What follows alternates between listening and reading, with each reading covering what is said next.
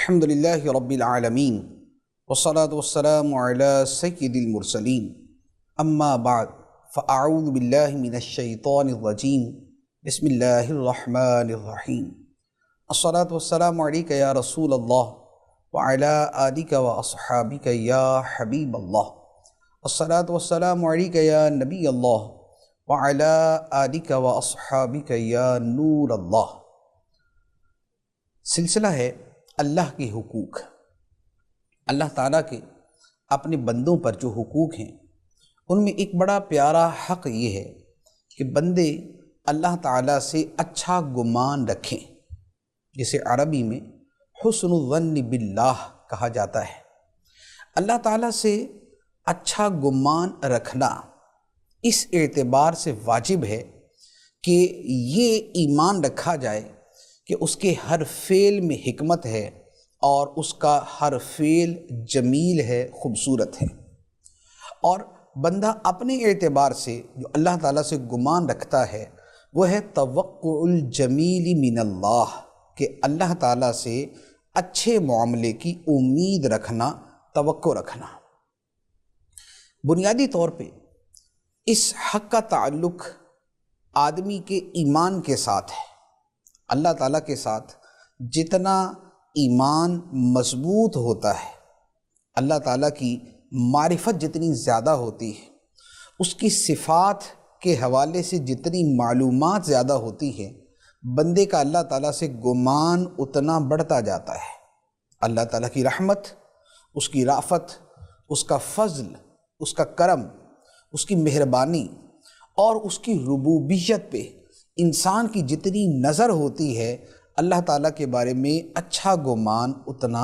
بڑھتا جاتا ہے۔ اللہ تعالیٰ سے حسن ظن رکھنا یہ قرآن میں بھی ہے، یہ احادیث میں بھی ہے، اور بزرگان دین نے بڑے خوبصورت انداز میں اس کی تعلیمات دی، اور پھر انبیاء علیہم السلام کی سیرت میں اور سرکار دو عالم صلی اللہ علیہ وآلہ وسلم کی سیرت طیبہ میں اور اولیاء کرام اور بزرگان دین کی سیرت میں بھی اس کے بڑے خوبصورت واقعات موجود ہیں۔ قرآن مجید کی آیت مبارکہ ہے سورۃ البقرہ، آیت نمبر 195 195۔ اللہ تعالیٰ ارشاد فرماتا ہے وَأَحْسِنُوا إِنَّ اللَّهَ يُحِبُّ الْمُحْسِنِينَ، اور بھلائی کرو، بے شک اللہ بھلائی کرنے والوں کو پسند کرتا ہے۔ یہ اس آیت مبارکہ کا ایک عام معروف ترجمہ ہے، لیکن اسی کی تفسیر میں سیدنا سفیان ثوری رحمۃ اللہ علیہ، جو اکابر تابعین میں سے ہیں اور ائمہ مجتہدین میں سے ہیں، وہ اس کا ترجمہ یہ فرماتے ہیں کہ احسنو کا مطلب ہے احسن الظن باللہ، اللہ کے ساتھ اچھا گمان رکھو، بے شک اللہ اچھا گمان رکھنے والوں کو پسند فرماتا ہے۔ مطلب یہ ہوا کہ یہ آیت مبارکہ اللہ تعالیٰ سے اچھا گمان رکھنے کے حکم پر مشتمل ہے اور اس کی فضیلت کو بیان کرتی ہے، اور حکم یہ دیا گیا کہ اے بندو اللہ تعالیٰ سے اچھا گمان رکھو، بدگمانی نہ کرو، برے برے وسوسے نہ پالو، اللہ تعالیٰ کے حوالے سے اپنے دل و دماغ میں منفی خیالات کو جگہ نہ دو، بلکہ اچھا گمان رکھو، اس کے بارے میں اچھا ہی خیال رکھو، اس سے اچھے کی توقع کرو۔ اللہ تعالیٰ ایسے لوگوں کو پسند فرماتا ہے۔ احادیث طیبہ اس باب میں کثیر ہیں۔ ابو داؤد اور ترمذی شریف کی حدیث مبارک ہے۔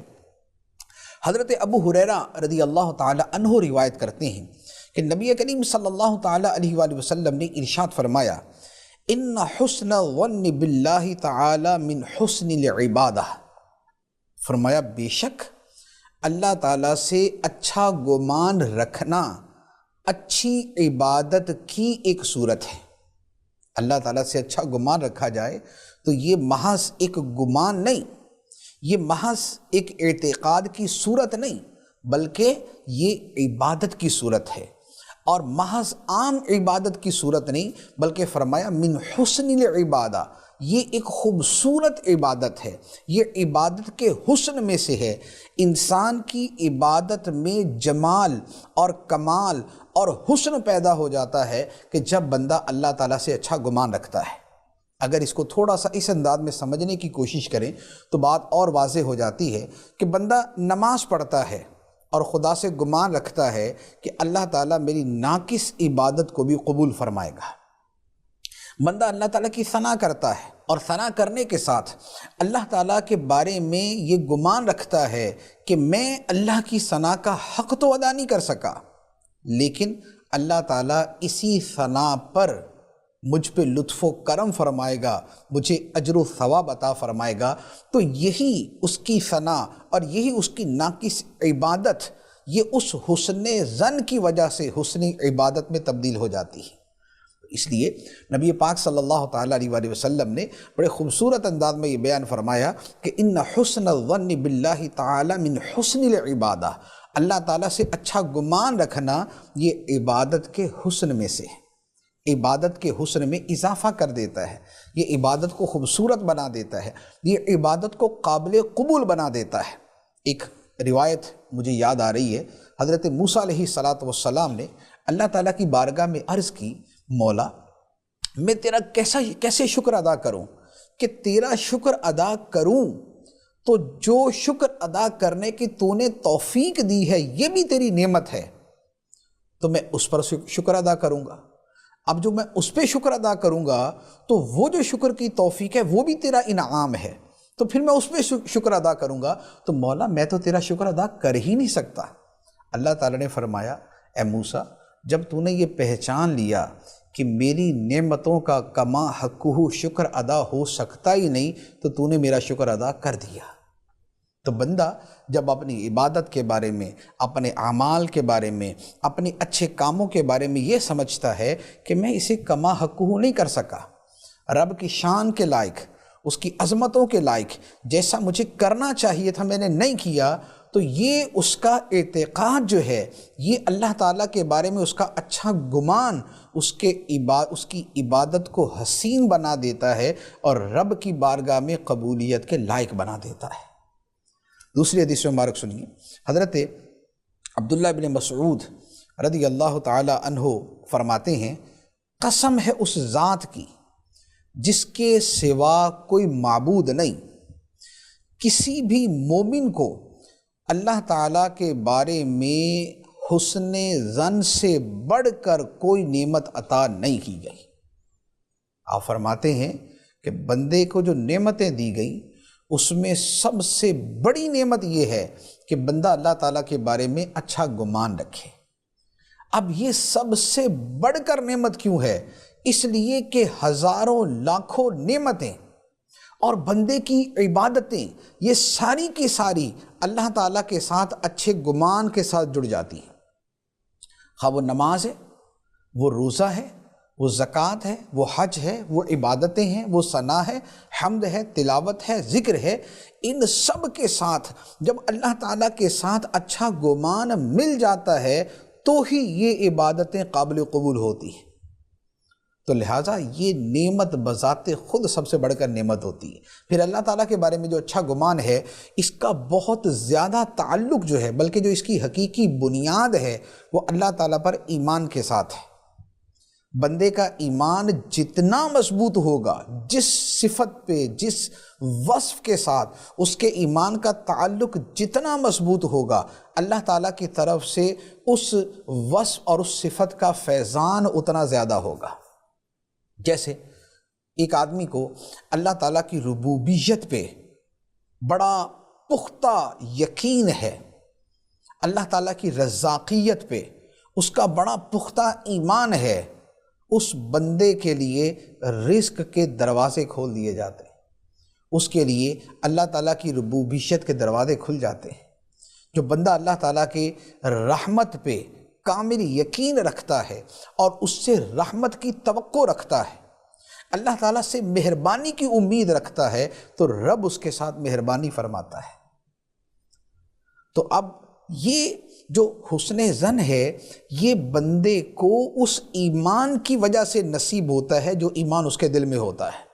اور ایمان سب سے بڑھ کر نعمت ہے، اور اس ایمان کی جو چاشنی ہے وہ اسی اللہ تعالیٰ کے ساتھ اچھے گمان کے ساتھ متعلق ہے۔ تو اس لیے فرمایا کہ بندے کو حسن ظن سے بڑھ کر کوئی نعمت عطا نہیں کی گئی۔ ایک اور حدیث مبارک سنیے، اور یہ حدیث قدسی ہے کہ نبی پاک علیہ الصلوۃ والسلام روایت فرماتے ہیں اور اللہ تعالیٰ کا فرمان ہے۔ ارشاد فرمایا، اللہ تعالیٰ نے فرمایا، میں اپنے بندے کے ساتھ وہی کرتا ہوں جو بندہ میرے بارے میں گمان کرتا ہے، جیسا میرے بارے میں گمان رکھے میں اس کے ساتھ ویسا ہی معاملہ کرتا ہوں۔ یہ حدیث مبارک اس قدر وسیع المعنی اور اس قدر مفاہیم اپنے اندر رکھتی ہے کہ آپ یقین کیجئے کہ اولیاء کرام کی کرامات اور مستجاب الدعوات لوگ، یعنی جن کی دعائیں قبول ہوتی ہیں، ان کی دعاؤں کی قبولیت یہ اسی پر مبنی ہوتی ہے کہ اللہ تعالیٰ سے ان کا گمان کیسا ہے۔ اللہ تعالیٰ سے ان کا گمان ہوتا ہے کہ ہم یہ کہیں گے خدا کر دے گا، ہم یہ کہیں گے خدا کر دے گا، اپنی رحمت سے، اپنے فضل سے، تو اللہ تعالیٰ ویسا ہی کر دیتا ہے۔ اور اسی لیے ایک حدیث مبارک میں یہ فرمایا گیا کہ ادعوا اللہ وانتم موقنون بالاجابہ، تم اللہ تعالیٰ سے دعا کرو اس حال میں کہ تمہیں قبولیت کا یقین ہو۔ تو قبولیت کا یقین ہوتا ہے تو دعا قبول ہو جاتی ہے۔ اس لیے ان لوگوں کی دعا قبول نہیں ہوتی جو یہ سمجھتے ہیں یار ہماری دعا کہاں سے قبول ہونی۔ تو جب بندہ یہ سوچتا ہے کہ میری دعا کہاں سے قبول ہونی، اس کی نہیں ہوتی، کیونکہ اس نے اللہ تعالیٰ سے گمان وہ رکھا۔ اور اگر اللہ تعالیٰ سے یہ گمان ہو کہ خدا نے میری دعا قبول کرنی تو اس کی دعا قبول ہو جاتی۔ اسی لیے بعض اوقات ظاہری اعتبار سے نیک آدمی کی دعا قبول نہیں ہوتی، کیونکہ اس کے اندر وہ اللہ تعالیٰ سے گمان ویسا نہیں ہوتا جیسا کہ کسی عام آدمی کے دل میں ہو سکتا ہے، کہ ایک آدمی ظاہری اعتبار سے اتنا کوئی نیک پارسا لگتا نہیں ہے، لیکن وہ جو دعا کرتا ہے رب قبول فرما لیتا ہے۔ کیوں؟ اس لیے کہ اس کا یقین زیادہ ہوتا ہے اللہ تعالیٰ کی رحمت پہ، اور اس کے بندے کی دعا قبول کرنے پر اس کا گمان زیادہ ہوتا ہے۔ اب وہ جو حدیث مبارک ہے جس میں فرمایا انا عند حسن ظن عبدی بی، کہ میں اپنے بندے کے گمان کے قریب ہوتا ہوں جیسا وہ مجھ سے گمان کرتا ہے۔ تو بندہ اللہ تعالیٰ سے اچھا گمان کرتا ہے، اللہ تعالیٰ اس کے ساتھ اچھا معاملہ فرماتا ہے۔ تو یہ حسن ظن جو ہے، اللہ تعالیٰ سے اچھا گمان رکھنا جو ہے، حقیقت یہ ہے کہ اس حوالے سے کبھی ہم اپنے اندر کو ٹٹولتے نہیں، ہم اس پہ غور نہیں کرتے کہ ہمارے دلوں کی کیفیت کیا ہے۔ لوگوں کی ایک بڑی تعداد وہ ہے کہ یقین کیجئے کہ جن کے ایمان میں کمزوری کا یہ پہلو موجود ہوتا ہے کہ وہ کسی نہ کسی وجہ سے یا کسی سوچ سے اللہ تعالیٰ سے ایک قسم کا یہ جو اس معنی کے اعتبار سے قرب ہونا چاہیے، اس کی بجائے وہ بودھ کا شکار ہوتے ہیں، اس کی بجائے وہ حجاب میں ہوتے ہیں، اس کی بجائے وہ دوری میں ہوتے ہیں۔ ایک اور حدیث مبارک عرض کرتا ہوں، حکیم ترمذی اپنی کتاب نوادر الاصول میں نقل کرتے ہیں، حضرت عبد الرحمن بن سمرہ رضی اللہ تعالی عنہ روایت کرتے ہیں کہ نبی کریم صلی اللہ تعالی علیہ وآلہ وسلم ایک دن گھر سے باہر تشریف لائے، اور آپ نے فرمایا کہ گزشتہ رات، جو رات گزری ہے، اس میں نے ایک بڑا عجیب منظر دیکھا۔ کیا دیکھا؟ فرمایا کہ میں نے اپنی امت کے ایک آدمی کو دیکھا، وہ پل صراط پر جا رہا تھا۔ اب پل صراط پہ گزرتے ہوئے خوف کے مارے کانپ رہا تھا کہ اب گرا یا اب گرا۔ تو وہ پل صراط سے گزرتے ہوئے کانپ رہا تھا، اور فرمایا ایسے کانپ رہا تھا کہ جیسے کھجور کی شاخ لرزتی ہے ہوا چلنے کی وجہ سے۔ فرماتے ہیں نبی پاک صلی اللہ علیہ وسلم نے فرمایا کہ پھر اس بندے کا جو اللہ تعالیٰ کے ساتھ اچھا گمان تھا وہ آ گیا، اور اس گمان نے اس کی کپکپاہٹ کو ختم کر دیا، اور وہ بندہ پل صراط سے پار گزر گیا۔ یہ اللہ تعالیٰ کے ساتھ اچھا گمان رکھنے کی فضیلت کہ پل صراط پہ بندہ کپکپا رہا ہے، کانپ رہا ہے، ڈر رہا ہے، لیکن اللہ تعالیٰ کے ساتھ جو اچھا گمان تھا اس نے اس کا بیڑا پار کر دیا، اسے جہنم میں گرنے سے بچا لیا۔ اس کا خوف دور کر دیا، اسے جنت کے دروازے تک پہنچا دیا۔ تو یہ اس عمل کی فضیلت۔ پھر یہ اللہ تعالیٰ سے حسن ظن رکھنا جو ہے، یہ اتنے مقامات پہ بندے کو اتنا فائدہ دیتا ہے کہ آپ یقین کیجئے کہ اگر یہ وصف اور یہ یقین ہمارے اندر پیدا ہو جائے تو یہ ہمیں کیسے کیسے فائدہ دے سکتا ہے۔ اس کے لیے نبی پاک صلی اللہ تعالیٰ علیہ وآلہ وسلم کا ذرا عمل مبارک دیکھیں۔ آپ نبی پاک علیہ الصلوۃ والسلام کی ہجرت کی رات کا واقعہ آپ یاد کریں۔ سرکار صلی اللہ علیہ وآلہ وسلم مکہ مکرمہ سے نکلے، سیدنا صدیق اکبر رضی اللہ تعالیٰ عنہ ساتھ ہیں، اور سرکار علیہ الصلوۃ والسلام غار ثور میں تشریف لے گئے۔ اب وہاں پر کفار پیچھا کرتے ہوئے پہنچ گئے، غار کے باہر کھڑے ہیں، اور نیچے اتنا سوراخ ہے کہ اگر وہ کفار نیچے جھانک کے دیکھتے تو نبی پاک علیہ السلام اور صدیق اکبر کے پاؤں نظر آ جاتے، اور وہ کفار جو آئے تھے وہ گرفتار کرنے اور قتل کے ارادے سے آئے تھے۔ تو گویا معاملہ یہ ہے کہ جن سے چھپ کر نبی پاک علیہ الصلوۃ والسلام اور صدیق اکبر یہاں غار میں تشریف فرما تھے، وہ بالکل 1-2 گز کے فاصلے پر موجود ہیں، اور قریب ہے کہ وہ اپنے ناپاک مقصد میں کامیاب ہو جائیں۔ لیکن کیا ہوتا ہے کہ صدیق اکبر رضی اللہ تعالیٰ عنہ تو پریشان ہوتے ہیں، اور نبی پاک علیہ الصلوۃ والسلام کی بارگاہ میں عرض کرتے ہیں کہ یا رسول اللہ، دشمن قریب ہے، اگر نیچے جھانک کے دیکھا تو ہمیں دیکھ لیں گے۔ لیکن سرکار دو عالم صلی اللہ تعالیٰ علیہ وآلہ وسلم کا جو اللہ تعالیٰ سے اچھا گمان ہے، اب ذرا آپ اس کو دیکھیے۔ نبی پاک علیہ الصلوۃ والسلام نے کیا فرمایا؟ فرمایا لا تحزن ان اللہ معنا، اے ابو بکر غم نہ کر، بے شک اللہ ہمارے ساتھ ہے، بے شک اللہ ہمارے ساتھ ہے۔ اب نبی پاک علیہ الصلوۃ والسلام کا یہ فرمانا تھا کہ اللہ تعالیٰ فرماتا ہے کہ اللہ نے اپنے رسول پر سکینہ نازل فرمایا، اطمینان نازل فرمایا، اور نبی پاک صلی اللہ تعالیٰ علیہ وآلہ وسلم کی مدد فرمائی، آپ کو ان کفار سے بچایا۔ اب اگر اس منظر کو دیکھیں تو ظاہری اعتبار سے وہ منظر بڑا گھبراہٹ میں ڈال دینے والا ہے، وہ پریشان کن منظر ہے، لیکن نبی پاک صلی اللہ تعالیٰ علیہ وآلہ وسلم اس حال میں بھی اپنے قلب مبارک میں اللہ تعالیٰ کے بارے میں کیسا کامل یقین رکھتے ہیں، اور زبان مبارک سے کیا الفاظ ادا فرماتے ہیں کہ اے ابو بکر غم نہ کر، بے شک اللہ ہمارے ساتھ۔ تو اب اللہ تعالیٰ کے ساتھ یہ جو اچھا گمان رکھا، اس کا نتیجہ فوراً برآمد ہوا کہ وہی لوگ کہ جو وہاں پر اتنی مشقتوں کے ساتھ چل کر آئے ہوئے تھے، بجائے نیچے جھانک کے دیکھنے کے وہیں سے واپس چلے جاتے ہیں۔ یہ اللہ تعالیٰ کی تائید، اللہ تعالیٰ کی نصرت، اور اللہ تعالیٰ کی طرف سے جو مدد کا نزول ہے، جو اس کی طرف سے سکینہ کا نزول ہے، یہ اس کا ایک زندہ اور روشن واقعہ ہے۔ اسی طرح اور کتنے واقعات نبی پاک صلی اللہ تعالیٰ علیہ وآلہ وسلم کی حیات طیبہ کے ہیں۔ جب نبی پاک علیہ الصلوۃ والسلام طائف تشریف لے گئے اور وہاں جا کے آپ نے تبلیغ فرمائی، ان لوگوں کو آپ نے توحید کی دعوت دی، لیکن ان لوگوں نے بجائے ماننے کے آپ کو ستانا شروع کیا، اور اتنا تنگ کیا، آپ کے پیچھے اوباش اور آوارہ قسم کے لڑکے لگا دیے، جنہوں نے آپ کو برا بلا کہا، گالیاں دی، مذاق اڑایا، آپ کے اوپر پتھر پھینکے، آپ کو زخمی کر دیا، لہو لہان کر دیا۔ اب یہ سارے کا سارا جو معاملہ ہے، یہ اس قدر سنگین، تکلیف دہ، دردناک اور المناک ہے کہ جو اس کو سنتا ہے اس کا بھی دل غم و غصہ سے بھر جاتا ہے۔ اور نبی پاک صلی اللہ تعالیٰ علیہ وآلہ وسلم جن کے ساتھ یہ معاملہ ہوا، جن کا مذاق اڑایا گیا، جن کو تکلیف دی گئی، جن پہ پتھر برسائے گئے، جن کے چہرہ مبارک کو زخمی کیا گیا، جن کے بدن سے خون نکل کے آپ کے مبارک جوتوں میں وہ خون بھر گیا،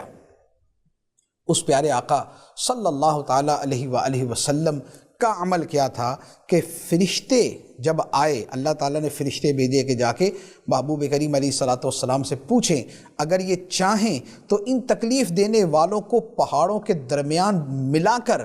بالکل ان کا جو ہے ان کو تباہ و برباد کر دیا جائے، ان کو ہلاک کر دیا جائے۔ فرشتوں نے آ کے عرض کی یا رسول اللہ اگر آپ چاہیں، اللہ تعالیٰ نے ہمیں بھیجا ہے، اگر آپ چاہیں تو ہم یہ اخشب نامی دونوں پہاڑ آپس میں ملا کر ان لوگوں کو کچل کے رکھ دیں جنہوں نے آپ کو تکلیف دی ہے۔ نبی پاک صلی اللہ تعالیٰ علیہ وآلہ وسلم کی رحمت، شفقت، رحمت للعالمینی اور اللہ تعالیٰ کے ساتھ حسن ظن اور اچھا گمان جو ہے، اب اس کا ذرا منظر دیکھیے کہ نبی پاک صلی اللہ تعالیٰ علیہ وآلہ وسلم ارشاد فرماتے ہیں کہ مجھے امید ہے، فرماتے ہیں مجھے امید ہے اللہ تعالیٰ انہی کی نسل سے، ان لوگوں کی نسل سے ایسے افراد پیدا کرے گا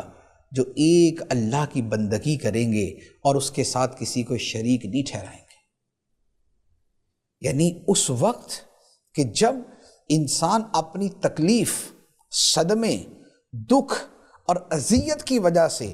ہلاکت کی دعا کرتا ہے، اور ماجرا بھی یہ ہے کہ ادھر آپ کی زبان مبارک سے الفاظ نکلے اور وہ سب تہس نہس ہو جائیں، لیکن نبی پاک صلی اللہ تعالیٰ علیہ وآلہ وسلم ایک اپنی رحمت، شفقت کا اظہار فرماتے ہیں، اور دوسرے اللہ تعالیٰ ہی کی رحمت سے اس سے امید رکھتے ہیں کہ مولا آج انہوں نے تکلیف پہنچائی لیکن مجھے امید ہے تیرا فضل ہوگا، تیرا کرم ہوگا، ان کے دل نرم ہوں گے، اسلام ان کے گھروں تک پہنچے گا، یہی لوگ جو ستا رہے ہیں انہی کی نسل سے وہ افراد پیدا ہوں گے جو مولا تیری عبادت کریں گے، تیری بندگی کریں گے، تیری توحید کے ماننے والے ہوں گے، تیرے ساتھ شریک نہیں کریں گے۔ نبی پاک صلی اللہ تعالیٰ علیہ وآلہ وسلم کے یہ جو الفاظ مبارکہ تھے اور یہ جو حسن ظن تھا، اس کا کیسا ظہور ہوا کہ حقیقت میں ویسا ہی ہوا کہ یہی طائف تھا کہ جس نے بالآخر اسلام قبول کیا، اور اسلام قبول کر کے اسلام کے محافظ بنے، توحید کے پیروکار بنے، اور اسلام کو انہوں نے کہاں کہاں پہنچایا، اس کی پوری ایک تاریخ ہے کہ یہاں سے کیسے کیسے بہادر پیدا ہوئے اور انہوں نے اسلام کی کیسی عظیم خدمات سر انجام دی۔ تو یہ ہے بندہ اگر تکلیف دہ حالات میں بھی، مشکل سے مشکل حالات میں بھی اگر اللہ تعالیٰ سے اچھا گمان رکھے تو اللہ تعالیٰ اس کو اس کا صلہ عطا فرماتا ہے اور اس کے اس گمان کا بدلہ مستقبل میں اسے عطا فرماتا ہے۔ اسی طرح کا ایک اور واقعہ حضرت یعقوب علیہ السلام کے حوالے سے کہ یعقوب علیہ السلام کے بیٹے حضرت یوسف علیہ السلام گم ہو گئے، عرصہ دراز گزر گیا، برسہ برس گزر گئے۔ آپ اللہ تعالیٰ کی بارگاہ میں کیا عرض کرتے ہیں؟ انما اشکو بثی و حزنی الی اللہ، میں اپنا غم، اپنی فریاد سب اللہ کے سامنے ہی رکھتا ہوں۔ اچھا، اس کے بعد آپ نے جو اللہ تعالیٰ سے حسن ظن ہے، اب اس کے الفاظ دیکھیے کہ ظاہری اعتبار سے بیٹے کو گم ہوئے اتنا عرصہ ہو چکا کہ بظاہر واپسی کی توقع نہیں،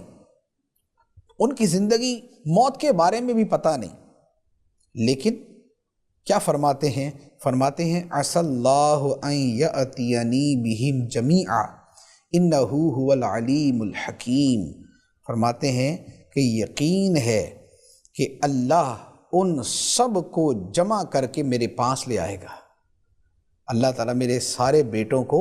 میرے پاس لے آئے گا، بے شک وہی جاننے والا، حکمت والا ہے۔ اور پھر آپ نے جب اپنے بیٹوں سے فرمایا تھا تو بیٹوں کو کیا فرمایا یا بنی یذہبوا، اے میرے بیٹو جاؤ۔ یوسف علیہ السلام تو پہلے جو ہے وہ گم تھے، اس کے بعد جو حضرت یوسف علیہ السلام کے سگے بھائی تھے وہ بھی مصر گئے، واپس نہیں آئے تھے، تو اب ان کی تلاش کے لیے حضرت یعقوب علیہ السلام اپنے بیٹوں سے فرماتے ہیں یا بنی یذہبوا فتحسسوا من یوسف و اخی، میرے بیٹو جاؤ اور یوسف اور اس کے بھائی کی خبر گیری کرو، تلاش کرو۔ اور فرمایا وَلَا تَيْأَسُوا مِن رَوْحِ اللَّهِ، اور اللہ کی رحمت سے مایوس مت ہونا۔ انہ لا ییأس من روح اللہ الا القوم الکافرون، کیونکہ اللہ کی رحمت سے مایوس نہیں ہوتے مگر کافر لوگ۔ اب آپ غور کریں کہ حضرت یعقوب علیہ السلام کے الفاظ مبارکہ کیسے ہیں کہ حضرت یوسف علیہ السلام کو جدا ہوئے 40 سال سے بھی زیادہ عرصہ گزر گیا، بعض روایتوں میں 40 ہے، بعض میں 70 سال یا اس سے بھی زیادہ کا تذکرہ ہے، اتنا عرصہ گزر چکا، اور حضرت یعقوب علیہ السلام اس کے باوجود اپنے بیٹوں سے فرماتے ہیں جاؤ جا کے تلاش کرو، اور ساتھ ہی فرماتے ہیں اللہ کی رحمت سے مایوس مت ہونا۔ باپ اپنے بیٹوں سے فرماتا ہے اپنے بھائی کو تلاش کرو اور اللہ کی رحمت سے مایوس مت ہونا، کیونکہ اللہ کی رحمت سے مایوس ہونا مومن کا کام نہیں ہے، یہ تو کافروں کا کام ہے۔ کافر لوگ اللہ تعالیٰ کی رحمت سے مایوس ہوتے ہیں۔ تب آپ دیکھیں کہ اللہ تعالیٰ سے اچھا گمان، اس کی رحمت کے حوالے سے اچھا گمان رکھا، اور اس کا نتیجہ کیا نکلا کہ یوسف علیہ السلام بھی واپس مل گئے، ان کا بھائی بھی واپس مل گیا، سب بھائی، سب بیٹے اور حضرت یعقوب علیہ السلام جمع ہو گئے۔ تو یہ ہے اللہ تعالیٰ سے اچھا گمان رکھنے کا صلہ کہ بندہ کیسے بھی حالات ہوں اللہ تعالیٰ کی رحمت سے مایوس نہ ہو، اور پھر اگر توقع کے مطابق نتیجہ نہ بھی نکلے تو اسے بھی اللہ تعالیٰ کی حکمت اور اللہ تعالیٰ کے علم پہ چھوڑ دے کہ خدا جو بندے کے ساتھ معاملہ کرتا ہے بہتر کرتا ہے۔ یہ ضروری نہیں ہوتا کہ ہم جو سوچ کے بیٹھے ہوں اللہ تعالیٰ ویسے ہی کرے، ہمیں نہیں پتہ کہ ہمارے لیے یہ بہتر ہے یا کچھ اور بہتر ہے۔ بعض اوقات یہ ہوتا ہے کہ انسان سمجھتا ہے کہ یہ اس کے اوپر تکلیف آئی تو یہ نہیں آنی چاہیے تھی، لیکن ہو سکتا ہے کہ اس سے بڑی آنی تھی اور وہ نہیں آئی، اور اس کی جگہ اس کی وجہ سے جو ہے نا انسان کے اوپر وہ بڑی تکلیف دور کر دی گئی۔ ایک انسان کی گاڑی چوری ہو جاتی، اب گاڑی چوری ہوتی ہے وہ سمجھتا ہے میرا اتنا بڑا لاس ہو گیا، لیکن ہو سکتا ہے کہ اگر گاڑی بچ جاتی تو اس کا بچہ گم ہو جاتا، بچہ چلا جاتا۔ اب بندے کو تو نہیں پتا لیکن خدا جانتا ہے۔ تو اب بندے کا گمان اللہ تعالیٰ کے ساتھ اچھا ہو تو اللہ تعالیٰ اس سے بڑی مصیبت کو دور کر کے کسی چھوٹی مصیبت سے اس کا ازالہ کر دیتا ہے۔ تو اللہ تعالیٰ سے اچھا گمان رکھنے کا جو بدلہ ہے وہ ہمیشہ اچھا ہی نکلتا ہے، خواہ جلد نکلے یا دیر سے نکلے۔ بعض اوقات فوری نتیجہ سامنے آ جاتا ہے، بعض اوقات بڑے عرصے بعد آتا ہے۔ نبی پاک صلی اللہ تعالیٰ علیہ وسلم نے جو طائف والوں کے بارے میں فرمایا تھا اس کا نتیجہ کتنے عرصے بعد نکلا؟ برسوں گزر گئے تھے، کب جا کے غزوہ طائف ہوا، اور غزوہ طائف کے بعد وہاں کے لوگ جو ہے وہ وفد ثقیف وغیرہ آئے اور وہ مسلمان ہوئے، تو اس کو ایک عرصہ گزر گیا، تقریباً جو ہے وہ یعنی 8-9 سال کے بعد جا کے اس کا ظہور ہوا۔ پھر وہاں سے جو دین کی خدمت ہوئی ہے وہ تو اس کے بھی بعد جا کے ہوئی۔ دوسری طرف جو غار ثور والا واقعہ تھا، ادھر اللہ تعالیٰ سے اچھا گمان کیا، اگلے چند منٹ کے اندر اس کا رزلٹ سامنے آ گیا۔ یہاں حضرت یعقوب علیہ السلام کا جو واقعہ ہے تو یہاں پر بھی چند مہینوں کے بعد ہی، ان الفاظ کے چند مہینوں کے بعد ہی اس کا نتیجہ سامنے آ گیا، لیکن جو اللہ تعالیٰ سے اس نے ظن رکھا تھا، اچھا گمان رکھا تھا، وہ تو تب سے رکھا ہوا تھا جب سے حضرت یوسف علیہ السلام گم ہوئے تھے۔ تو اب اس کا نتیجہ، اس اعتبار سے نتیجہ دیکھے تو 40 یا 50 سال کے بعد جا کے نکلا۔ تو ہوتا یہ ہے کہ بندہ اللہ تعالیٰ سے جب اچھی امید رکھتا ہے تو اس کو صلہ ملتا ہے، لیکن اس کو یہ پتہ نہیں ہوتا کہ اس کا صلہ ملنا کب ہے۔ کبھی فوری مل جاتا ہے، کبھی کچھ عرصے بعد، کبھی زیادہ عرصے کے بعد، لیکن بعض اوقات بندے کو اس وقت صلہ ملتا ہے جس وقت اس کو زیادہ ضرورت ہوتی ہے۔ جیسے کسی نے بڑی خوبصورت بات لکھی ہے کہ بندہ اللہ تعالیٰ سے دعا کرتا ہے کہ مولا مجھے مال دے دے، مجھے مال دے دے، مجھے مال دے دے، اس کو مال نہیں ملتا، مال نہیں ملتا۔ آدمی پریشان ہوتا ہے کہ یار میں اتنی دعائیں کرتا ہوں، مجھے مال ہی نہیں ملتا۔ لیکن ہوتا کیا ہے کہ یہ بندہ اسی سٹرگل کے اندر زندگی گزار دیتا ہے۔ اچھا، اسی سٹرگل میں زندگی گزار کے اس کے بچے بڑے ہو جاتے ہیں، اب یہ بندہ بوڑھا ہو چکا، اس کے بچے جوان ہو گئے، اس نے جو دعائیں کی تھی اس کی وجہ سے اللہ تعالیٰ اس کے بچوں کو مال دے دیتا ہے۔ اس کے بچوں کو جو مال ملتا ہے وہ تب ملتا ہے جب یہ بوڑھا ہو چکا ہوتا ہے، اور اس وقت اسے مال کی زیادہ ضرورت ہوتی ہے۔ اگر اس وقت مال ملا ہوتا جب یہ جوان تھا، جب یہ جوانی میں تھا، تو یہ غلط راستے پہ چل پڑتا، یہ کسی اور ہی طرف نکل جاتا، یہ نہ جانے کن کاموں میں پڑ جاتا، اس کو مستی سوچتی، اس کو جو ہے وہ شباب کی مستی سوچتی، اور ساتھ میں نہ جانے کن گناہوں میں مبتلا ہو جاتا، اور پھر اس کے ان بد اعمالیوں کی وجہ سے اس کی اولاد بگڑ جاتی، پھر یہ اولاد کے دکھ اٹھاتا، وہ اولاد اس کے لیے تکلیف، اذیت اور ذلت کا سبب بن جاتی، تو اللہ تعالیٰ نے اس وقت اس کی دعا قبول نہیں کی، تب کی جب اسی سٹرگل میں، اسی تکلیف میں اس نے اپنی اولاد کی کوشش کر کے تربیت کی، پڑھایا، لکھایا، سمجھایا، دنیا سمجھائی، بچے سلجھے ہوئے، مہذب، تہذیب یافتہ اور اچھے انداز والے، اچھے اخلاق والے بن گئے۔ اب اللہ تعالیٰ نے ان کو مال عطا فرمایا، وہ مال بھی ڈھنگ سے استعمال کرنے والے ہیں، اور یہ بڑھاپے کے اندر بیٹھا ہوا ہے کہ جس وقت اس کو آسانیوں اور آسائشوں کی ضرورت ہے، اب اللہ تعالیٰ ان بیٹوں کے ذریعے اس کو دلا رہا ہے۔ کبھی اس حوالے سے غور کیا کہ اللہ تعالیٰ کس انداز میں بندے کی دعا قبول فرماتا ہے اور کس انداز میں اس کے اچھے گمان کا بدلہ عطا فرماتا ہے؟ یہ میں نے ایک وہ مثال بیان کی ہے کہ جو عام طور پہ ہمیں سمجھ آ جاتی ہے۔ ہو سکتا ہے بہت سی جگہ ایسی ہوں کہ جہاں پر ہمیں کوئی چیز سمجھ نہ آئے، ہمارا کوئی عزیز ہے، وہ کسی بڑی تکلیف میں مبتلا ہوا، دنیا سے گزر گیا، ہمارا دل بڑا بے قرار ہوتا ہے کہ یہ کیا ہو گیا ہمارے ساتھ۔ ہو سکتا ہے کہ اگر یہ اس کے ساتھ نہ ہوتا تو آپ کے ساتھ ہو جاتا، آپ ہی گزر جاتے دنیا سے۔ تو پھر کیا یہ آپشن زیادہ بہتر تھا آپ کی نظر میں، یا وہ زیادہ بہتر تھا؟ یا ہو سکتا ہے کہ اللہ تعالیٰ اس سے بڑے کسی جو ہے وہ صدمے سے دوچار کر دیتا ہے۔ تو بات یہ ہے کہ جب دل کے اندر ایمان مضبوط ہوتا ہے، جب دل میں ایمان پختہ ہوتا ہے، تو پھر بندہ اپنے مولا، اپنے رب کی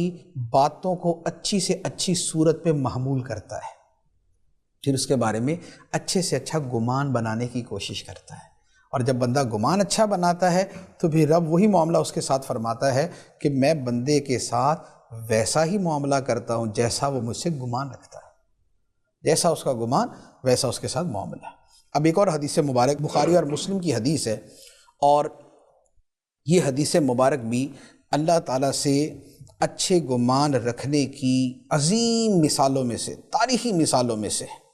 بخاری شریف کی حدیث مبارک ہے۔ جب اللہ تعالیٰ نے حضرت ابراہیم علیہ السلام کو بیٹا عطا فرمایا، حضرت اسماعیل علیہ السلام، دعاؤں کے بعد اور بشارتوں کے بعد یہ بیٹا عطا ہوا اسماعیل علیہ السلام۔ ابھی چند مہینے کے تھے کہ اللہ تعالیٰ نے حضرت ابراہیم علیہ السلام کو حکم دیا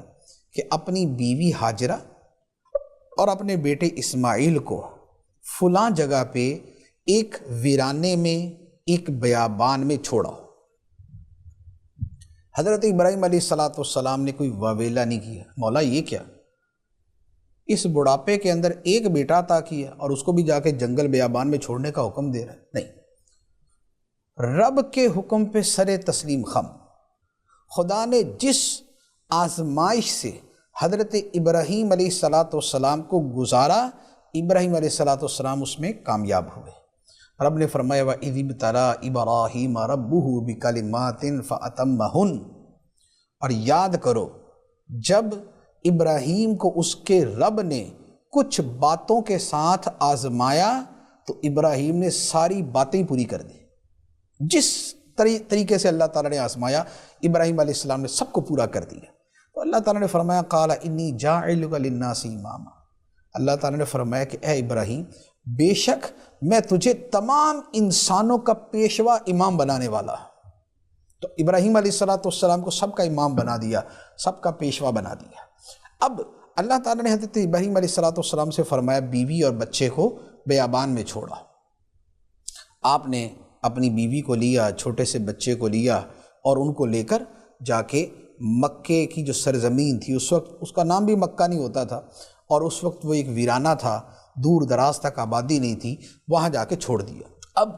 اس بیابان میں آپ ان کو کتنا پانی دیا ہوگا؟ جو تھوڑا بہت ایک مشکیزے میں آتا ہوگا یا کسی جو ہے وہ گڑھے میں آتا ہوگا وہ دے دیا، کھانے کے لیے 2-3 دن کا کھانا بھی دے دیا۔ یہ آپ نے سامان ان کو دیا اور وہاں سے چل پڑے۔ حضرت حاجرہ نے حیران ہو کے دیکھا کہ یہ کیا،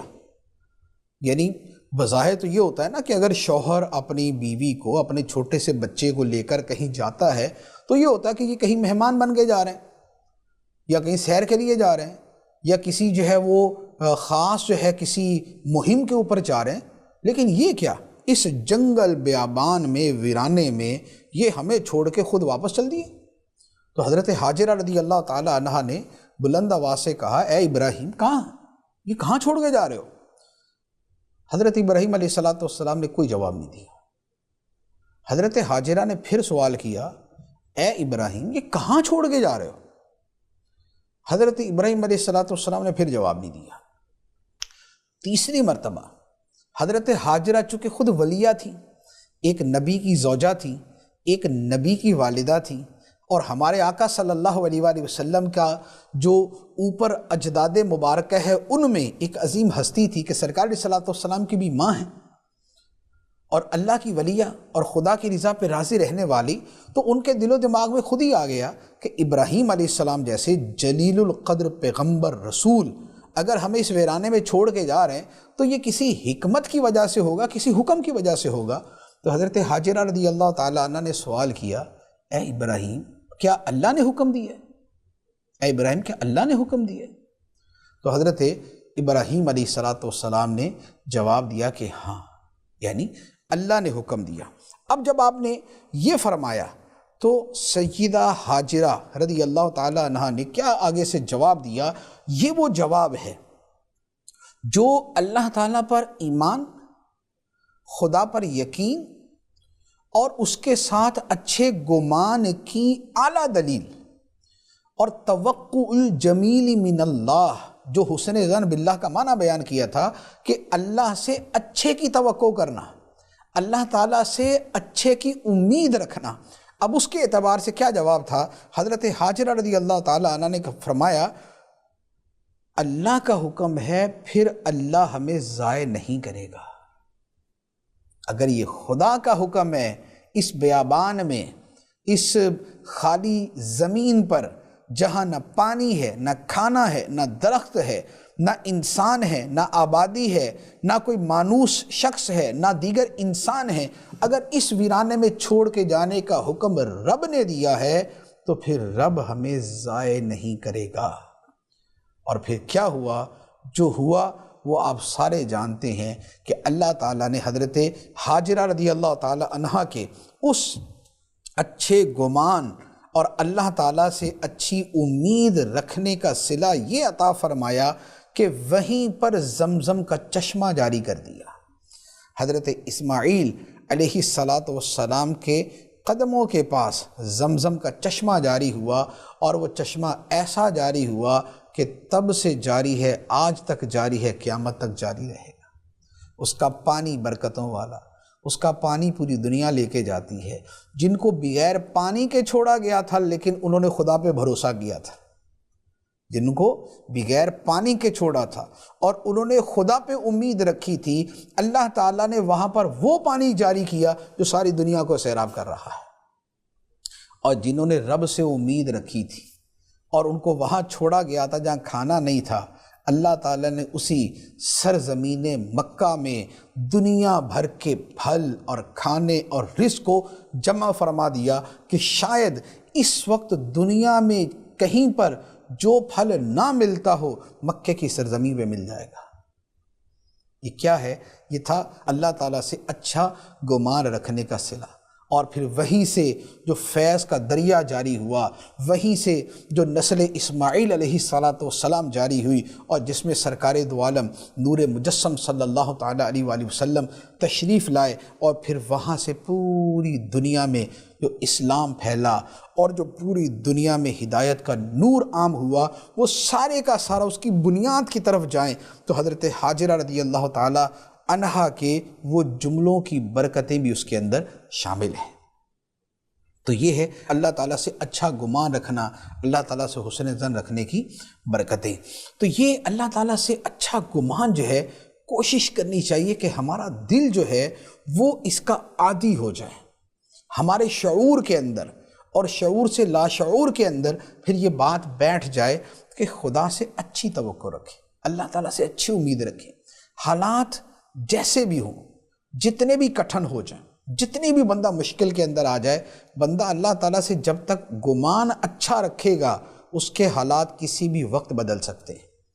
جب بندہ مایوس ہو جاتا ہے تو اللہ تعالیٰ کی طرف سے تائید بھی ختم ہو جاتی ہے اور بندہ نفسیاتی طور پہ شکست زدہ بھی ہو جاتا ہے اور اس کی صلاحیتوں کو بھی زنگ لگ جاتا ہے۔ اللہ تعالیٰ ہمیں اس مبارک عمل پر عمل کرنے کی توفیق عطا فرمائے، آمین، بجاہ النبی الامین صلی اللہ تعالی علیہ وسلم۔